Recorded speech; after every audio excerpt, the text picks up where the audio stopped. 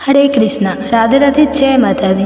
आप सभी पर माँ भगवती की कृपा सदा सर्वदा बना रहे। आज आप आषाढ़ मास के गुप्त नवरात्रि के दूसरे दिन सुनेंगे माँ तारा देवी की गर्भ कथा और उसके बाद श्रवण करेंगे तारा देवी व्रत की संपूर्ण कथा और पूजा विधि। इसलिए वीडियो को अंत तक बने रहिएगा और ध्यान से कथा को पूरा जरूर श्रवण कीजिएगा। तो आइए श्रवण करते हैं। समय की कोई सीमा नहीं थी, सृष्टि अपने प्रकाश रूप में थी जहाँ काल भी मौन था। ब्रह्मा ने सृष्टि की रचना की, विष्णु ने पालन का उत्तरदायित्व लिया और रुद्र ने संहार की शक्तियाँ अपने में समेट ली। परंतु जब सृष्टि में अज्ञान, भय और मृत्यु की छाया बढ़ने लगी, तब देवताओं ने एक दिव्य स्त्री शक्ति को पुकारा, एक ऐसी शक्ति जो जन्म से पहले ही चेतना को प्रकाश दे सके। तो माताओं बहनें, वीडियो में आगे बढ़ने से पहले आपसे विनती है कि वीडियो अच्छी लगेगी तो लाइक कर दीजिए और चैनल पर नए हैं तो चैनल को सब्सक्राइब कर लीजिए और साथ ही जय माता दी जरूर लिखिए और हो सके तो ज़्यादा से ज़्यादा शेयर कीजिएगा ताकि और भी गर्भवती माता के पास पहुंच सके। ब्रह्मा, विष्णु और महेश ने मिलकर उस तारा शक्ति का आवाहन किया जो गर्भ से ही जीव को मोक्ष का मार्ग दिखा सके। और तब एक रहस्यमयी प्रकाश की तरंगों से एक गर्भ का निर्माण हुआ। यह कोई साधारण गर्भ नहीं था, यह स्वयं तारा देवी का दिव्य गर्भ था। हिमालय के उत्तरी भाग में एक प्राचीन तांत्रिक आश्रम था जहाँ गुरु वशिष्ठ और उनकी पत्नी अरुंधति साधना में लीन रहते थे। उन दिनों एक विशेष योगबल से तप कर रही साध्वी मातंगी ने एक दिव्य स्वप्न देखा जिसमें एक नीले प्रकाश से युक्त देवी ने उन्हें दर्शन दिया और कहा, हे मातंगी, मैं तारा हूँ, आत्मा की रक्षक। मैं तेरे गर्भ से नहीं, तेरे तप से जन्म लूँगी। तो बस अपने हृदय को शुद्ध कर, मैं स्वयं आऊँगी। मातंगी ने अगले 9 दिन केवल मौन व्रत किया। उनकी साधना इतनी प्रबल थी कि स्वयं आकाश में सप्तवर्षियों ने यह देखा कि उनके आसपास एक नीला आभा मंडल बन गया और 9वें दिन बिना किसी देह संबंध के उनके हृदय में कंपन हुआ और वहाँ प्रकट हुआ एक दिव्य गर्भ। मातंगी का गर्भ कोई सामान्य शिशु नहीं था, तारा देवी की चेतना उसमें सक्रिय थी। उस समय से ही गर्भ में 5 प्रमुख शक्तियाँ सक्रिय हो गई। ज्ञान, बालक को गर्भ में ही वही वेदों का सार स्मरण था। ध्यान, तारा गर्भ में ध्यान मग्न रहती। माँ के शरीर के पास कोई नकारात्मक ऊर्जा आ नहीं सकती थी। तारा माँ के कानों से सुनकर गर्भ से ही उत्तर देती थी। जब एक असुर तांत्रिक रूप में मातंगी की तपस्या भंग करने आया, तभी तारा ने गर्भ से ही उसे भस्म कर दिया। गुरु वशिष्ठ ने जब मातंगी को देखा तो वे चौंक गए। उनके दिव्य नेत्र से उन्होंने देखा कि यह कोई साधारण गर्भ नहीं बल्कि देवी स्वरूप है। उन्होंने कहा, यह तारा है, तारिणी। यह वह शक्ति है जो मृत्यु को मात दे सकती है। इसे कोई जननी नहीं कहेगा बल्कि स्वयं अपनी सृष्टि की जननी बनेगी। गुरु वशिष्ठ ने तब घोषणा की कि यह गर्भ स्वयं सिद्ध है और इसकी उपासना गुप्त रूप से होगी। तभी से गुप्त नवरात्रि का प्रारंभ माना जाता है। मातंगी जब गर्भवती हुई तो उनका शरीर समय से परे हो गया। उन्हें भूख नहीं लगती, प्यास नहीं सताती और नींद भी नहीं आती। वे गर्भ से ही दिव्य मंत्रों का उच्चारण करने लगे। ओम श्रीं स्त्रीतु फट स्वाहा। इस मंत्र से तारा देवी का गर्भ संपादित होता और आकाश में गूंजने लगता। देवता, ऋषि, गंधर्व और योगिनी सब उनके चारों ओर मंडराने लगे। एक दिन मातंगी ध्यान में थी, तभी उनका गर्भ रोशनी से जल उठा। यह गर्भ जलता नहीं था बल्कि आकाशीय ज्ञान से चमकता था। तारा देवी ने गर्भ से ही कहा, माँ, अब समय है कि मैं सबकी साधना की परीक्षा लूँ। मातंगी के आसपास के सारे साधक जो केवल शक्ति के लोभ में तप कर रहे थे, वे सब भ्रमित हो गए। तारा ने उन्हें दिखाया कि बिना भाव के साधना केवल छल है। इस गर्भ ने साधकों को उनके पूर्व जन्मों का स्मरण करा दिया। 9 मास पूरे होने पर देवताओं ने ब्रह्मा से पूछा क्या तारा पृथ्वी पर जन्म लेगी? ब्रह्मा ने उत्तर दिया, वह जन्म नहीं लेगी, वह चेतना के रूप में प्रकट होगी। उनकी पूजा करने वाले भक्त उनके ध्यान से ही उनका दर्शन कर पाएंगे। और एक रात्रि जब गुप्त नवरात्रि का दूसरा दिन था, तारा का गर्भ दिव्य प्रकाश में विलीन हो गया। वहाँ कोई शिशु नहीं था, परंतु आकाशवाणी हुई, मैं तारा हूँ, निर्गुण निराकार, मैं किसी की संतान नहीं, मैं स्वयं ब्रह्मा विद्या हूँ। उस दिन से गुप्त तांत्रिक साधक तारा की उपासना करने लगे। उन्हें किसी मूर्ति की आवश्यकता नहीं थी, केवल नीले प्रकाश, नीलांबर और मंत्रों से तारा को पुकारा जाता है। ओम ह्रीं तारे तुतारे तुरे स्वाहा। गर्भ की चेतना उन भक्तों तक पहुँची जो सच्चे भाव से साधना करते थे। ऐसे कई साधकों को तारा ने स्वप्न में दर्शन दिए और दिव्य शक्तियाँ प्रदान की। कई युगों बाद जब महात्मा बुद्ध निर्वाण की और अग्रसर थे, उन्होंने भी ध्यान में लीले आभा मंडल को देखा। यह कोई और नहीं, तारा देवी ही थी। तारा ने उन्हें ज्ञान दिया कि कैसे करुणा और मौन में परम शक्ति है। बौद्ध तंत्र में तारा को श्वेत तारा और नीली तारा के रूप में पूजा गया। आज भी आषाढ़ मास की गुप्त नवरात्रि में दूसरे दिन तारा देवी की पूजा एकांत, मौन और ध्यान से की जाती है। तारा कोई मूर्त रूप नहीं है, वह आत्मा की चेतना है। जो गर्भ में सत्य, भक्ति और साधना धारण करे, वही तारा की कृपा पा सकता है। तारा देवी की यह गर्भ कथा हमें यह सिखाती है कि सच्चा जन्म शरीर से नहीं, चेतना से होता है। देवता भी गर्भ में चेतना की उपासना करते हैं। गुप्त नवरात्रि केवल अनुष्ठान नहीं, आत्मा की यात्रा है। माँ तारा देवी का गर्भ कथा केवल एक पौराणिक आख्यान नहीं, बल्कि वह दिव्य संदेश है जो यह सिखाती है कि गर्भ में भी मोक्ष की अनुभूति संभव है। यदि कोई साधक सच्चे भाव से मौन साधना करे तो वह तारा के प्रकाश से आलोकित हो सकता है। इसलिए गुप्त नवरात्रि के दूसरे दिन जब आप माँ तारा की उपासना करें तो यह ध्यान रखिए कि आप देवी को बाहर नहीं, भीतर अनुभव कर रहे हैं। तो ये थी माँ तारा देवी के गर्भ की कथा, जिसे आषाढ़ गुप्त नवरात्रि के दूसरे दिन श्रवण किया जाता है और दूसरे दिन इनकी पूजा होती है। तो उम्मीद करते हैं कि कथा आपको बहुत ज़्यादा पसंद आई होगी, क्योंकि आप सच्चे दिल से श्रवण किए होंगे। तब कहा जाता है कि इस कथा की जो भी रसपान करता है उनका गोद, सुनी गोद भर जाता है, और जिनके गोद में, जिनके गर्भ में शिशु है, शिशु में भगवान के जैसे गुण आते हैं। तो ये थे गर्भ कथा। आपको कैसा लगा कमेंट्स में ज़रूर बताइएगा और जय माता दी ज़रूर लिखिएगा। और हो सके तो वीडियो के ज़्यादा से ज़्यादा शेयर कीजिएगा। और चैनल को अगर अभी तक सब्सक्राइब नहीं किए हैं तो प्लीज़ चैनल को सब्सक्राइब कर लीजिएगा और साथ ही बेल आइकन को ऑन कर लीजिएगा, ताकि तभी तो ऐसे ही गर्भ कथा के नोटिफिकेशन आप सबके पास सबसे पहले पहुँचेंगे। तो अब आइए श्रवण करते हैं तारा माता के पौराणिक गर्भ कथा। तो आप सभी भी भगवती की कृपा सदा बना रहे। जय माता दी आप सभी पर बनी रहे। गुप्त नवरात्रि के दूसरे दिन माँ तारा की पूजा करने का नियम है। महाविद्या माँ तारा जीवन में आने वाली सभी विपत्तियों, आकर्षण और संकटों से मुक्ति दिलाने वाली है। माँ तारा की साधना पूर्ण रूप से अघोरी साधना होती है। माँ तारा की साधना करने से मनुष्य को अलौकिक सुख के साथ साथ शांति और समृद्धि भी प्राप्त होती है। माँ तारा अपने सभी भक्तों और उपासकों की सभी मनोकामनाओं को पूर्ण करती है। इसके अलावा माँ तारा धन से जुड़ी समस्याओं को भी दूर करती है और मुक्ति प्रदान करने वाली देवी है।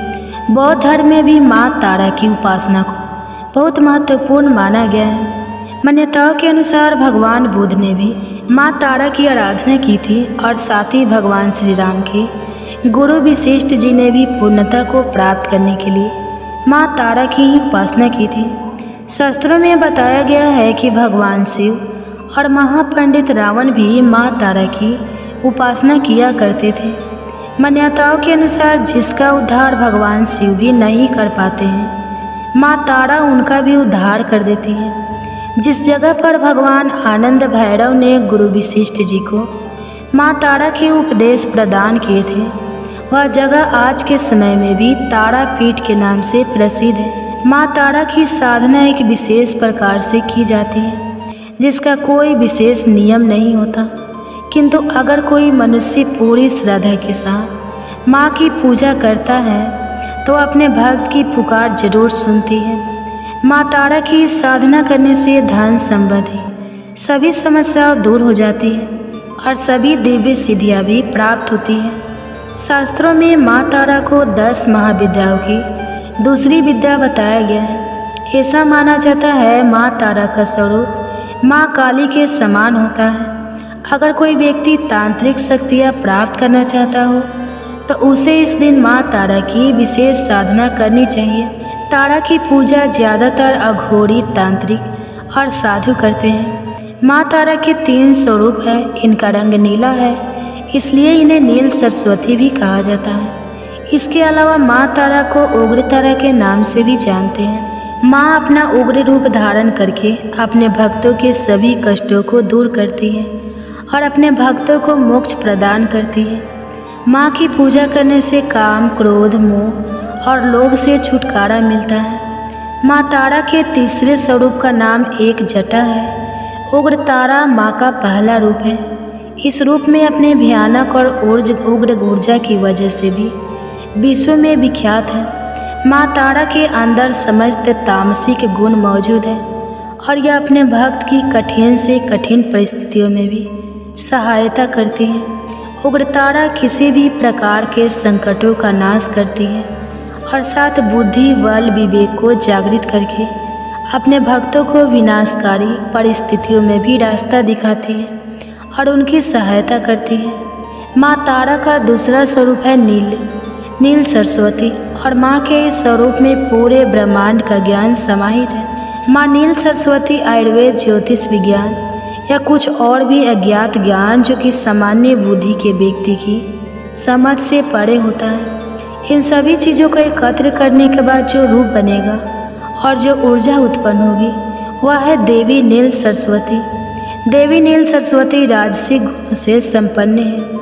नील सरस्वती अपने ज्ञान और ऊर्जा से जवलत सब को भी शिव का रूप देने में सक्षम है। माँ तारा का तीसरा स्वरूप है एक जटा। देवी एक जटा मोक्ष प्रदान करने वाली देवी है। माँ का यह स्वरूप सत्य गुणी है। देवी एक जटा शिव को अपनी जटाओं में धारण करके उन्हें मोक्ष प्रदान करने वाली देवी है। देवी एक जटा अपने सभी भक्तों को मृत्यु के पश्चाताप अपने जटा में स्थान देती है और मोक्ष भी प्रदान करती है। माँ तारा का मंत्र नील कांच की माला से 12 बार जप करना चाहिए। मंत्र है ओम ह्रीं श्रीं तुम फटे। माँ तारा की पूजा विधि है। माँ तारा की पूजा हमेशा रात के समय में ही की जाती है, इसलिए अगर आप माँ की पूजा कर रहे हो तो हम हमेशा अर्धरात्रि में ही करें। माँ तारा की पूजा हमेशा एकांत कक्ष में ही करें जहाँ आपके अलावा और कोई दूसरा नाम हो भी ना। माँ की पूजा करने से पहले स्नान करें, इसके बाद एक सफ़ेद रंग की धोती धारण करें। माँ तारा की पूजा में कभी भी सिले हुए वस्त्र नहीं पहनना चाहिए। अब पश्चिम दिशा की ओर मुँह करके बैठ जाएं। अपने सामने एक चौकी रखें, उस पर गंगा जल छिड़क कर शुद्ध कर लें। चौकी पर गुलाबी रंग का वस्त्र बिछाएं। एक प्लेट में गुलाल के पुष्प रखें। अब चौकी पर तारा यंत्र की स्थापना करें। इस यंत्र के चारों तरफ चावल की 4 ढेरियाँ रखें। चावल की चारों ढेरिया पर एक एक लौंग रखें। इसके बाद तारा यंत्र के सामने घी का दीपक प्रज्वलित करें। दीप जलाने के बाद विधि विधान से माँ तारा के मंत्रों का जाप करें। जाप करने के बाद श्रद्धापूर्वक माँ तारा की कथा सुने और कथा सुनने के बाद माँ की आरती उतारें। पूजा करने के बाद में इस्तेमाल की गई सभी सामग्री को अगले दिन की पूजा करने से पहले किसी बहती हुई नदी में प्रभावित कर दें या फिर इन सामग्री को पीपल के पेड़ के नीचे जमीन में गहरा गड्ढा खोदकर दबा देना चाहिए। माँ तारा की पौराणिक कथा के अनुसार देवी तारा का जन्म मेरू पर्वत के पश्चिम भाग में चोलना नदी के किनारे हुआ था। मान्यताओं के अनुसार देवी तारा की उत्पत्ति तट पर हुई। हायग्रीव नाम के दैत्य के वध के लिए देवी महाकाली ने ही नील वर्ण धारण किया था। महाकाल संहिता के अनुसार चैत शुक्ल अष्टमी तिथि में देवी तारा प्रकट हुई थी। इस कारण यह तिथि तारा अष्टमी कहलाती है। चैत शुक्ल नवमी की रात्रि तारा रात्रि कहलाती है। सबसे पहले स्वर्ग लोक के रत्न द्वीप में वैदिक कल्पों, तथ्यों तथा वाक्यों के देवी काली के मुख से सुनकर भगवान शिव अपनी पत्नी पर बहुत प्रसन्न हुए। भगवान शिव ने देवी पार्वती को बताया कि आदि काल में का राक्षस का विनाश किया, तब आपका वह स्वरूप तारा नाम से विख्यात हुआ। उस समय आपका रूप बहुत विकराल था। आपका यह रूप देखकर सभी देवता भयभीत हो गए थे। अपने इस विकराल रूप में आप नग्न अवस्था में थी, इसलिए आपकी लज्जा के लिए ब्रह्मा जी ने आपको व्याघ्र चर्म प्रदान किया। किस कारण से आप लंबोदरी नाम से विख्यात हुई थी। तारा रहस्य तंत्र के अनुसार भगवान राम केवल निमित्त मात्र ही थे। वास्तव में भगवान राम की विंध्यवत शक्ति देवी तारा ही थी, जिन्होंने लंकापति रावण का वध किया था। गुप्त नवरात्रि के दूसरे दिन माँ भगवती के दूसरे स्वरूप यानी माँ ब्रह्मचारिणी की भी पूजा की जाती है। तो अब जानिए माँ ब्रह्मचारिणी की कथा और पूजा विधि के बारे में। माँ ब्रह्मचारिणी का अर्थ होता है तप का आचरण करने वाली देवी। ब्रह्मचारिणी की पूजा करने वाले भक्त को अपने हर काम में सफलता प्राप्त होती है, वह हार और विजय होता है। माँ ने अपने इस स्वरूप में सफ़ेद वस्त्र धारण किए हुए हैं। माँ की दो भुजाओं में से दाहिनी भुजा में जप माला और बाई भुजा में कमंडल है। इनकी पूजा करने के से भक्त के अंदर जप और तप की शक्ति बढ़ती है। माँ ब्रह्मचारिणी अपने भक्तों को संदेश देती है कि परिश्रम से ही सफलता प्राप्त की जा सकती है। भगवान शिव को पति रूप में प्राप्त करने के लिए माँ ब्रह्मचारिणी ने अत्यंत कठिन तप किया था। शिव पुराण में वर्णन मिलता है कि श्री ब्रह्मा जी के आदेशानुसार भगवान शंकर जी को पति रूप में प्राप्त करने के लिए देवी पार्वती ने कठिन तप किया था। ब्रह्मा जी के आदेश के बाद महर्षि नारद जी ने देवी पार्वती को पंचाक्षर मंत्र यानी नमः शिवाय की दीक्षा दी। दीक्षा लेकर देवी पार्वती अपनी सखियों के साथ तपोवन में जाकर कठिन तपस्या में लीन रहने लगी। उनकी कठिन तपस्या का वर्णन शिव पुराण में मिलता है। माता पिता की आज्ञा लेकर देवी पार्वती ने सबसे पहले राजसी वस्त्रों का अलंकारों का त्याग किया। उनकी जगह पर उन्होंने मूंज की मेखला धारण कर ली, वल्कल वस्त्र धारण कर लिए, हार को गले से निकालकर मृग चर्म धारण किया और फिर गंगा अवतरण नामक पावन क्षेत्र में सुंदर वेदी बनाकर वे तपस्या में बैठ गए।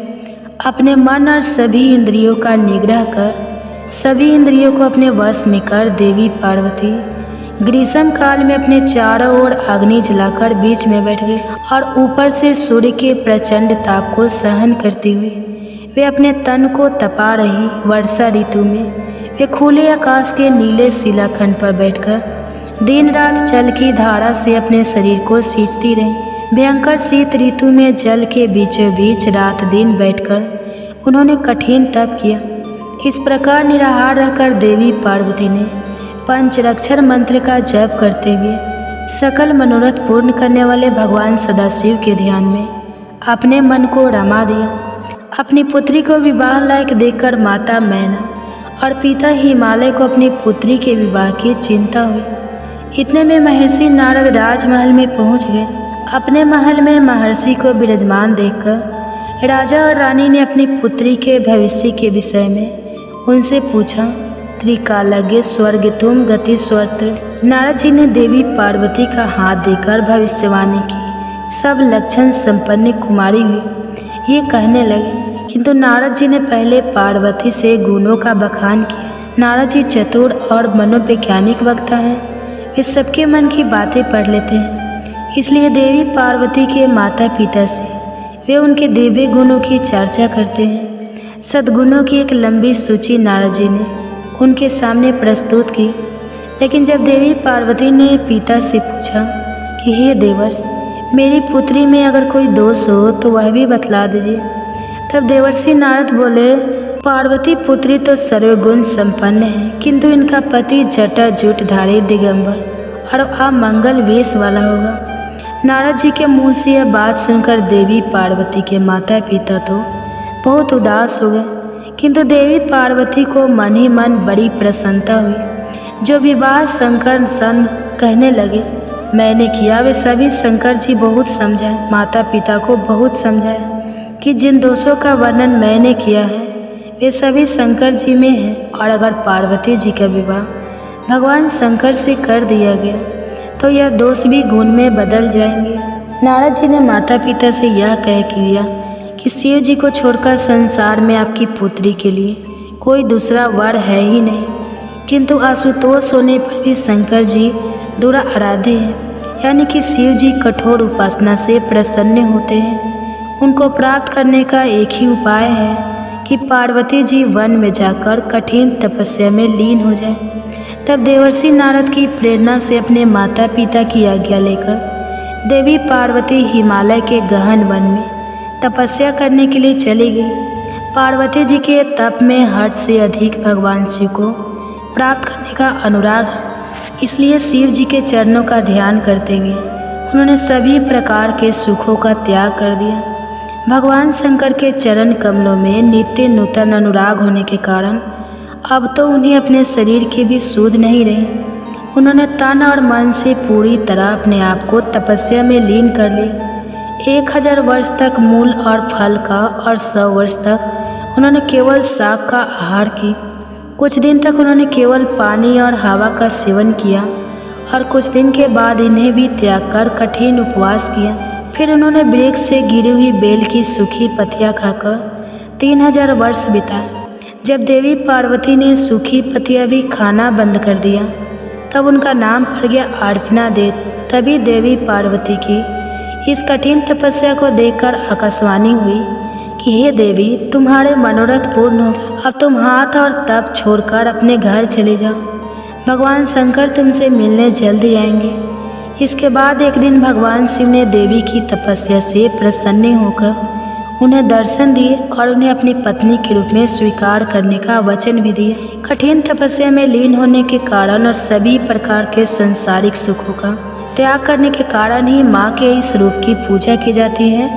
माँ ब्रह्मचारिणी की पूजा करने के सभी प्रकार के सुख समृद्धि की प्राप्ति होने के साथ ही सारे मनोरथ भी पूर्ण हो जाते हैं। तो प्रेम से बोलिए माँ ब्रह्मचारिणी माता की जय।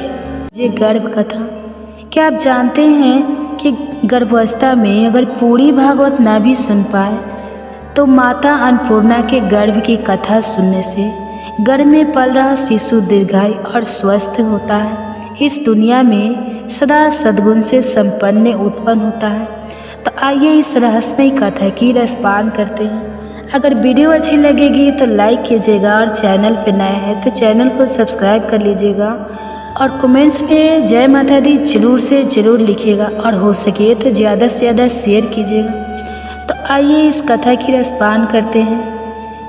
इसके लिए गर्भवती माता एक शांत अवस्था में बैठ जाए जहाँ बहुत ज़्यादा डिस्टर्ब ना हो और कोमलता से अपने दोनों हाथ गर्भ पे रख ले और अपने बच्चे को धीरे से बुलाए, आओ आओ मेरे बच्चे, आज मैं तुम्हें इसी गर्भ कथा की रसपान करा रही हूँ जिसे सुनने मात्र से तुम सद्य गुण संपन्न रहोगे। आओ इस कथा की रसपान करते हैं। सृष्टि की उत्पत्ति के समय जब ब्रह्मा ने जगत की रचना की तब भगवान विष्णु ने संसार की रक्षा का दायित्व लिया और भगवान शिव ने उसका संहार का कार्य संभाला। परंतु जब जगत में संतुलन बिगड़ने लगा और जीव मात्र भोजन के अभाव में त्राही त्राही करने लगे तब ब्रह्मा विष्णु और महेश चिंतित हो उठे। त्रिलोक में अन्न का अभाव न केवल भौतिक भूख का संकट बना अपितु धर्म कर्म और साधना भी साबित होने लगे। ऐसे समय में माता पार्वती ने भगवान शिव से प्रश्न किया, प्राणनाथ, यह संसार बिना अन्न के कैसे जीवित रहेगा? क्या यह संहार का समय आ गया है? शिव बोले, हे देवी, अन्न की उत्पत्ति ब्रह्मा द्वारा की गई है, परंतु यदि जीवों के कर्म दूषित हो तो अन्न भी रूठ जाता है। अब समय है कि तुम स्वयं अन्न रूपा बनकर इस संसार को पोषण दो। माता मुस्कुराई और कैलाश से प्रस्थान कर गई, तप में लीन हो गई और तभी प्रारंभ होती है माता अन्नपूर्णा की गर्भ कथा। तो प्लीज़ आपसे रिक्वेस्ट है कि वीडियो में आगे बढ़ने से पहले आप वीडियो को लाइक कीजिए और चैनल पर नए हैं तो सब्सक्राइब कर लीजिए और जय माता दी की जयकारा लगा के ही जाइए। और वीडियो को पूरा ध्यान से ज़रूर सुनिएगा, आधा अधूरा नहीं काटिएगा, क्योंकि आधा अधूरा ज्ञान हमेशा घातक होता है। तो वीडियो को पूरा अंत तक ज़रूर सुनिएगा। अच्छी कथा है, गर्भ में शिशु आनंदित होगा। काशी नगरी में महादेव एक दिन ध्यानस्थ थे, तभी उन्हें भविष्य की छाया दिखाई दी। संपूर्ण विश्व में अन्न संकट उत्पन्न होगा, जल सूख जाएंगे, धान्य नष्ट होंगे और लोग एक दूसरे का अन्न छीनने को विवश होंगे। भगवान शिव ने एक ब्रह्मांडीय यज्ञ का संकल्प लिया, जिसके लिए उन्हें देवी शक्ति के अनुरूप अवतार की आवश्यकता थी। उसी समय ब्रह्मलोक में ब्रह्मा जी को स्वप्न में दिव्य प्रकाश दिखाई दिया। आकाशवाणी हुई, हे ब्रह्मा, अन्न की देवी का अवतार होने वाला है। वह शक्ति रूपा गर्भ में आकर काशी में प्रकट होगी और धरती पर अन्न की वर्षा करेगी। ब्रह्मा जी ने यह सूचना भगवान विष्णु और भगवान शिव को दी। त्रिदेवों ने देवी को उसके स्वागत हेतु यज्ञ प्रारंभ किया और ब्रह्मांडनीय गर्भ मंत्र से देवी को आमंत्रित किया। सृष्टि के संतुलन हेतु माता पार्वती ने शक्ति स्वरूपा अनुरूपा अन्नपूर्णा का रूप धारण करने का संकल्प लिया। उन्होंने स्वयं को तपस्या में लीन कर लिया और अग्नि से गर्भ प्राप्त किया। यह गर्भ कोई साधारण नहीं था, यह ज्ञान, करुणा और अन्य के दिव्य तत्वों से युक्त था। उनकी तपस्या से ब्रह्मांड की ऊर्जा जागृत उठी। आठों दिशाओं में सुगंध फैल गई। गंधर्व, अप्सराएं, ऋषिगण सभी देवी की इस अवस्था को देखकर चमत्कृत उठे। देवी अन्नपूर्णा के गर्भ की स्थिति अन्य देवी अवतारों से भिन्न थी। वहाँ न अंधकार था न उजाला, वहाँ थी केवल सात्विक ऊर्जा और यज्ञ की अग्नि। गर्भ में रहते हुए ही देवी ने यह निश्चय कर लिया कि वे न केवल अन्न देगी बल्कि प्रत्येक जीव को भूख से मुक्ति भी देगी। वे संकल्प करती है, जिस दिन मेरा स्मरण कोई भूख जीव करेगा उस दिन अन्न स्वयं उसके पास पहुँचेगा। गर्भस्थ रहते हुए ही देवी ने स्वप्न में अनेक ऋषियों और भक्तों को दर्शन देना प्रारंभ किया। वाराणसी के एक महात्मा श्री महेश्वर नारद जी को माता ने स्वप्न में आकर कहा, हे महात्मा, मैं काशी में प्रकट होने वाली हूँ, मेरे लिए अन्न मंडप तैयार करो। उसी समय से काशी नगरी में एक विशेष अन्न यज्ञ की तैयारी शुरू हो गई। दूसरी ओर अन्न संकट की मार से पीड़ित लोग धीरे धीरे काशी की ओर आकर्षित होने लगे, जिन्हें यह भी नहीं पता था कि वहाँ कोई देवी प्रकट होगी। वे भी कोई किसी अदृश्य शक्ति से खींचते चले जा रहे थे। सावन मास की पूर्णिमा को मध्य रात्रि में जब आकाश में चंद्रमा अपनी पूर्णता पर था, उसी क्षण देवी अन्नपूर्णा का जन्म हुआ। उनका जन्म किसी मानव स्त्री से नहीं बल्कि स्वयं पार्वती के तप से, अग्नि और अन्न के तेज से हुआ था। काशी में एक दिव्य मंडप के मध्य जब यज्ञ की अग्नि पूर्णाहुति के लिए जल रही थी, तभी वहाँ दिव्य प्रकाश फैला। उस प्रकाश से देवी प्रकट हुई। उनके हाथों में अन्नपूर्णा माँ पात्र था, जिसमें से अन्न स्वतः झड़ रहा था। उनकी आँखों में करुणा थी, मुख पर तेज और वाणी में अन्न की अमृत वर्षा थी। काशी नगरी में प्रकट होते ही माता अन्नपूर्णा का तेज ऐसा था कि लोगों की भूख बिना अन्न के ही मिटने लगी। परंतु वे एक शिशु के रूप में प्रकट हुई थी, एक अद्भुत कन्या जिनका स्पर्श ही अन्न का स्रोत बन जाता था। उनका लालन पालन वाराणसी के एक ब्राह्मण परिवार में हुआ, जिसे महादेव ने आशीर्वाद दिया था। इस कन्या ने बचपन से ही ऐसा चमत्कार दिखाया कि काशी वासियों ने कहना शुरू कर दिया, यह कन्या नहीं स्वयं अन्न की देवी है। जब नगर में अनाज की बोरियां चोर उठा ले गए तो बालिका ने अपने हाथ से भूमि पर रेखा खींच दी और वहाँ से अन्न फूटने लगा। एक दिन एक भूखा साधु आया। माता ने उसे अन्न पात्र में थोड़ा चावल दिया। साधु जब उसे खाने बैठा तो देखा कि उसका पात्र भरता ही जा रहा है। नगर के सबसे निर्धन घर में उन्होंने अपने छोटे से हाथ से रोटी बनाई और उस परिवार को 1 सप्ताह तक भूख नहीं लगी। महादेव एक दिन माता की परीक्षा लेने स्वयं एक भिक्षु के रूप में उनके द्वार आए। उन्होंने कहा, हे कन्या, क्या तुम मुझे अन्न दे सकती हो? माता मुस्कुराई और उन्हें अन्न का पात्र दे दिया, परंतु जैसे ही शिव ने एक ग्रास खाया, पात्र फिर से भर गया। शिव ने पूछा, तुम कौन हो देवी? यह अन्न समाप्त क्यों नहीं होता? माता बोली, हे नीलकंठ, यह अन्न उस करुणा का प्रतीक है जो ममता से जन्म लेती है। यह समाप्त नहीं होता क्योंकि इसका मूल प्रेम है। शिव ने तब उन्हें पहचान लिया और कहा, तुम पार्वती नहीं, शक्ति की उस अनंत रूपा हो जो संसार को पालती है। तुम ही अन्नपूर्णा हो। देवी ने यह समझ लिया कि संसार में अन्न केवल भोजन नहीं बल्कि धर्म, ज्ञान और जीवन का मूल तत्व है। उन्होंने शिव के साथ मिलकर एक दिव्य सभा का आयोजन किया जिसमें ऋषि, मुनि, यक्ष, गंधर्व, देवी देवता सब उपस्थित हुए। वहाँ उन्होंने घोषणा की, जिस भूमि पर अन्न का अपमान होगा वहाँ से मैं चली जाऊंगी। जहाँ अन्न को देवता समझकर पूजा होगी वहाँ मैं सदा वास करूंगी। देवी ने अन्नमय ब्रह्मा की स्थापना की, अर्थात अन्न भी ब्रह्मा का रूप है। उन्होंने कहा, भूख मिटाना ही सच्चा धर्म है। अन्य दान को सर्वश्रेष्ठ दान घोषित किया गया। अन्य परम दानम। भगवान शिव ने मां अन्नपूर्णा से प्रार्थना की, हे देवी, कृपा करके काशी में वास करो ताकि यह भूख से मुक्त रहे। माता ने स्वीकार कर लिया। वाराणसी में मणिका कर्णिका के समीप एक दिव्य स्थल पर उन्होंने अपने अन्नपूर्णा रूप में स्थान लिया। मंदिर के शिखर का निर्माण स्वयं विश्वकर्मा ने किया। मंदिर में पहला अन्न महादेव को समर्पित किया गया। तब शिव बोले, अब मैं भी भिक्षुक हूँ और यह देवी ही मेरी माता है, इसलिए उन्हें भिक्षाटन करने वाला देव और माता को भिक्षा देने वाली अन्नदायिनी कहा गया। माता अन्नपूर्णा की कृपा से असंख्य भक्तों की भूख और पीड़ा दूर हुई। माता अन्नपूर्णा की कृपा से असंख्य भक्तों की भूख और पीड़ा दूर हुई। कुछ कहानियाँ हैं इसमें। विदुर की रसोई है। महाभारत काल में जब श्री कृष्ण ने दुर्योधन का भोजन छोड़कर विदुर के घर भोजन किया तब वह अन्न माता अन्नपूर्णा का प्रसाद था। सबरी के बेड़ माता की प्रेरणा से श्री राम को अर्पित हुआ। शिरडी में साईं बाबा अन्नपूर्णा की कृपा से सदा भंडारा कराते थे। कई गांवों में जहां अन्न नहीं था, माता की मूर्ति रखकर केवल प्रार्थना से भंडार भर गए।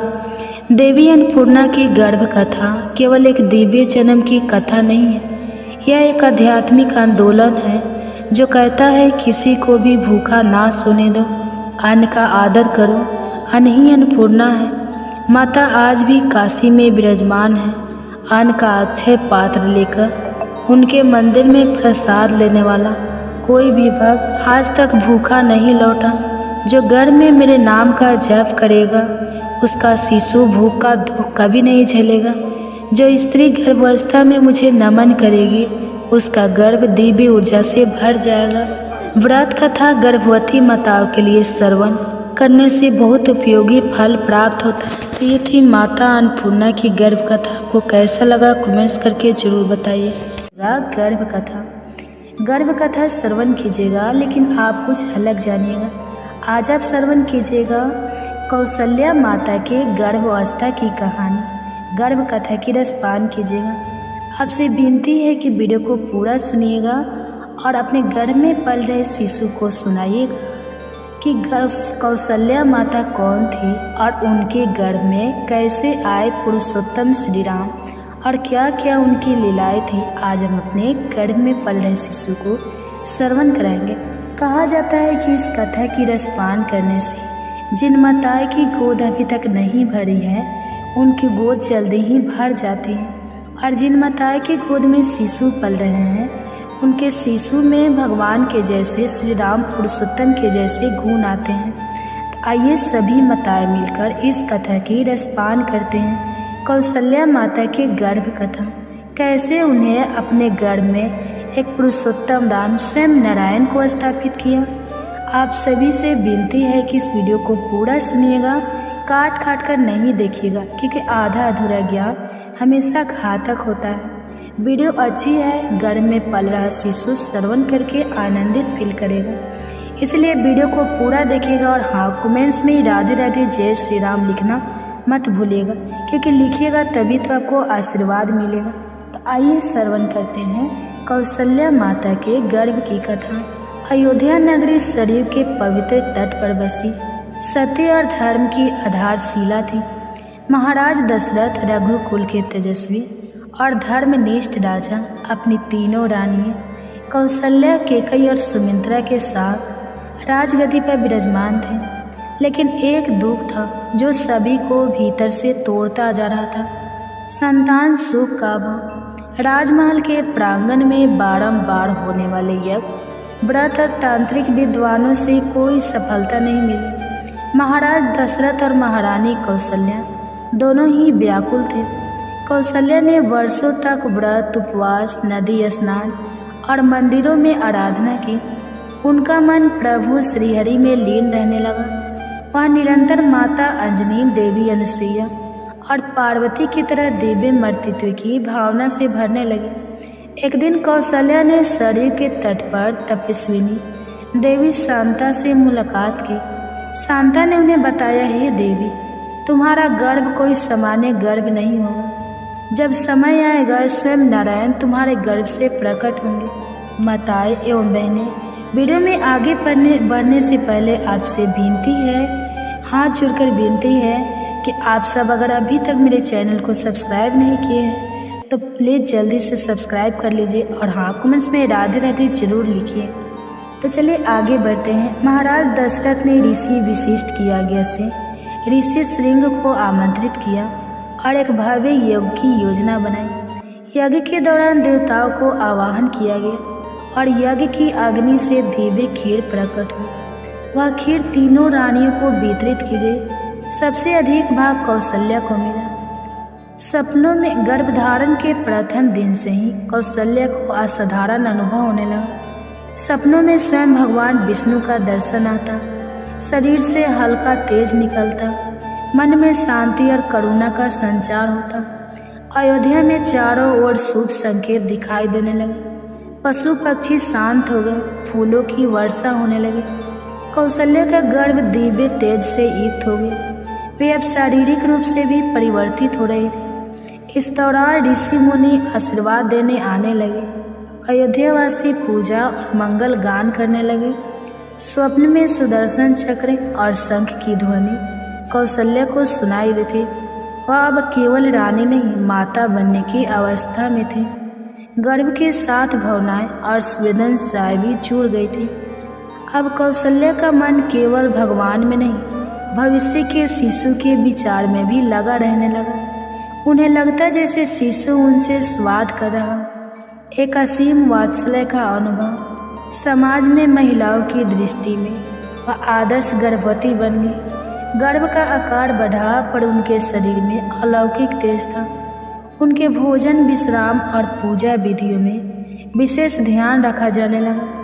एक रात कौशल्या को स्वप्न में नारायण का दर्शन हुआ। माता, अब समय समीप है। मैं तुम्हारे गर्भ से धर्म की पुनः स्थापना के लिए अवतरित होऊंगा। इस स्वप्न के बाद कौशल्या ने केवल फलाहार लिया, पूर्ण ब्रह्मचर्य और एकाग्र ध्यान में लगी रही। उन्हें हृदय से राम नाम की ध्वनि स्वतः ही निकलने लगी। पूरे अयोध्या में विशेष सजावट की गई। नगाड़ों की आवाजें, पुष्प वर्षा, संगीत, सब कुछ मानो प्रभु के आगमन की प्रतीक्षा कर रहे थे। कौशल्या भीतर से यह जान चुकी थी, यह केवल शिशु नहीं, स्वयं विष्णु है। गर्भ में हिलना डुलना भी दिव्यता से परिपूर्ण था। चैत मास की नवमी तिथि, पूर्ण वर्षु नक्षत्र, कर्क लगन, अभिजीत मुहूर्त में कौशल्या के गर्भ से भगवान श्री राम का प्रकट्य हुआ। कौशल्या के शरीर से तेजस्वी प्रकाश निकला। संपूर्ण अयोध्या दीपों से जगमगा उठी। आकाश से देवताओं ने पुष्प वर्षा की। यह गर्भ केवल एक बच्चे का नहीं था, यह धर्म की पुनः स्थापना का संदेश था। कौशल्या की गोद में जब राम आए, उन्होंने पहले बार उन्हें स्पर्श किया। या स्पर्श कोई सामान्य नहीं था। वह माँ के भीतर अनंत प्रेम और शांति भर गया। उन्होंने लोरी गई, सो जा रे ललना, राम प्यारे तेरे नाम की ज्योति उजियारे। राम माँ की ओर देखकर मंद मुस्कान, कौशल्या की आंखों से आंसू बह निकले। ऋषियों, राजाओं, जनमानस सभी ने राम को ईश्वर का अवतार स्वीकार किया। कौशल्या को अब जननी नहीं, देव माता कहा जाने लगा। उनका जीवन त्याग और सेवा का प्रतीक बन गया। वे बलराम के लिए नीति और धर्म की प्रथम शिक्षिका बनी। कौशल्या का गर्भ केवल शरीर का परिवर्तन नहीं था, यह स्त्री की शक्ति, सहनशीलता और माँ की रूप की प्रकाष्ठा थी। उन्होंने सिद्ध कर दिया कि नारी के भीतर सृष्टि और ईश्वर दोनों को धारण करने की क्षमता है। कौशल्या की गर्भ कथा केवल श्री राम की उत्पत्ति नहीं, अपितु स्त्री के भीतर छिपे मर्तित्व के महासागर की कथा है। उनकी कथा हमें बताती है गर्भ एक यज्ञ है, माँ एक सृजन करता है। स्त्री जब ईश्वर को जन्म देती है तो स्वयं देवी बन जाती है। माताएं बहनें, ये थे कौशल्या माता के गर्भ कथा की कहानी। वीडियो कैसी लगी कमेंट्स में राधे राधे जय श्री राम जरूर लिखिए, क्योंकि बताइए। और अभी तक चैनल को सब्सक्राइब नहीं किया है तो प्लीज़ चैनल को सब्सक्राइब कर लीजिए और साथ में बेल आइकन को ऑन कर लीजिए, तभी तो ऐसे कथा की नोटिफिकेशन आप सभी के पास सबसे पहले पहुंचेंगे। और हो सके तो और भी माताएं बहनें के साथ जो गर्भ धारण की हुई है शेयर कीजिए। तब साथ ही सुनिए श्री राम की बाल लीला क्या थी। चैत मास शुक्ल पक्ष की नवमी तिथि को पूर्णवर्षु नक्षत्र में महारानी कौशल्या के गर्भ से भगवान विष्णु ने राम के रूप में अवतार लिया। जन्म होते ही कौशल्या ने शिशु को अपनी गोद में उठाया। उनकी आंखों से अश्रुधारा बह निकली। अयोध्या नगरी में मंगल घोष होने लगा। देवताओं ने पुष्प वर्षा की। राम के शरीर से निकली दिव्य आभा को देखकर सभी मंत्र मुग्ध रह गए। श्री राम की शैशव लीलाएं भी अपूर्व थी। पहली हंसी, जब कौशल्या ने राम को पहली बार हंसते हुए देखा तो ऐसा प्रतीत हुआ जैसे आकाश में इंद्रधनुष खिल उठा। बालक राम की मुस्कान में जैसे संपूर्ण ब्रह्मांड समाया हुआ था। कभी कभी उनकी मुस्कान देख ऋषि मुनि भी ध्यानस्थ हो जाते हैं।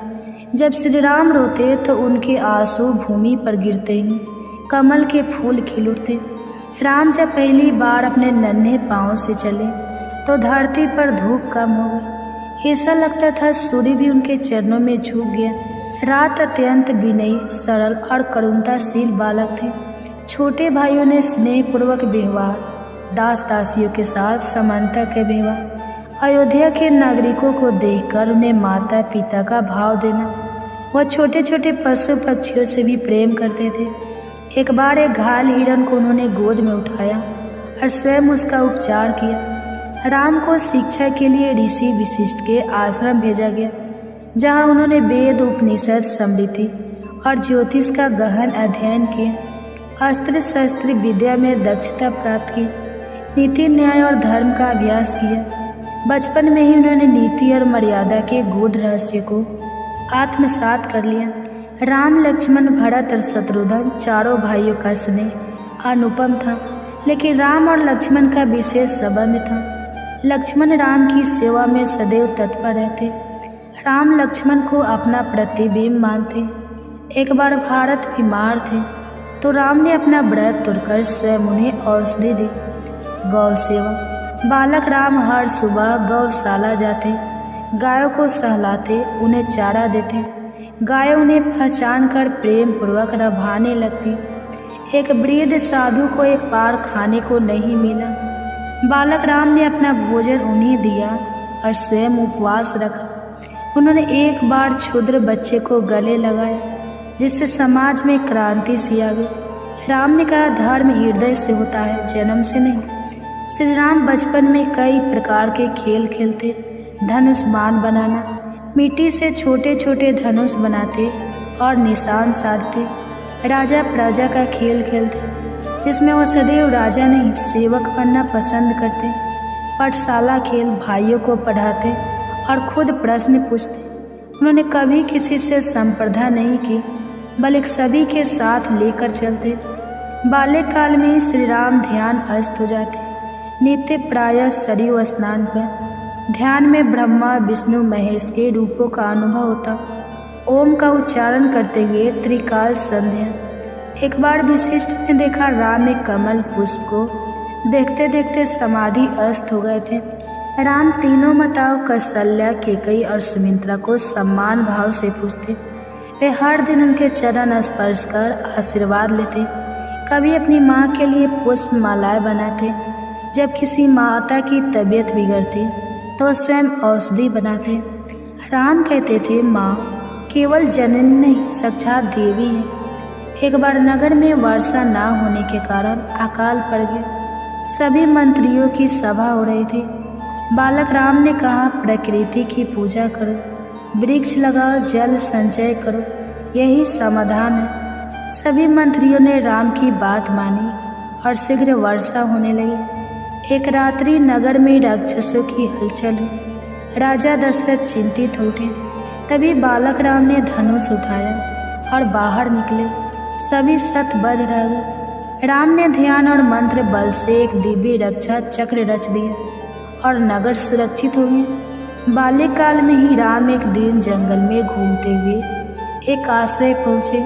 वह सबरी का था। सबरी ने उन्हें पहचान लिया, पर राम ने कहा, तुम माँ के समान हो, तुम्हारी सेवा मुझे स्वीकार है।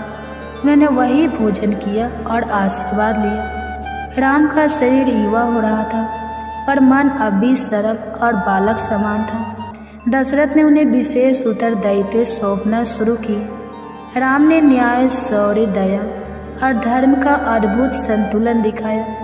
गुरु वशिष्ठ ने आदेश दिया कि राम को अब जनक ही भेजा जाए, जहाँ सीता स्वयंवर होने वाला था। राम ने विनम्रता पूर्वक माता पिता से विदा ली। श्री राम की बाल लीलाएं केवल एक अवतारी पुरुष की कहानियां नहीं थी, वे मानवता को दिशा देने वाली शिक्षाएं थी। परिवार, समाज, धर्म और प्रकृति के बीच संतुलन सिखाने वाली प्रेरणाएं थी। मर्यादा पुरुषोत्तम बनने की नींव थी। तो माताएं बहनें, ये थी भगवान राम के जन्म के समय की बाल लीला। उम्मीद करते हैं कि ये वीडियो को पसंद आई होगी। तो अभी जय श्री राम, राधे राधे जरूर लिखिए। और हाँ, अभी तक आपने मेरे चैनल को सब्सक्राइब नहीं किया है तो प्लीज़ मेरे चैनल को सब्सक्राइब कर लीजिए और साथ में बेल आइकन को ऑन कर लीजिए और हो सके तो ज़्यादा से ज़्यादा शेयर कीजिए। अब सुनिए एक और गर्भ कथा।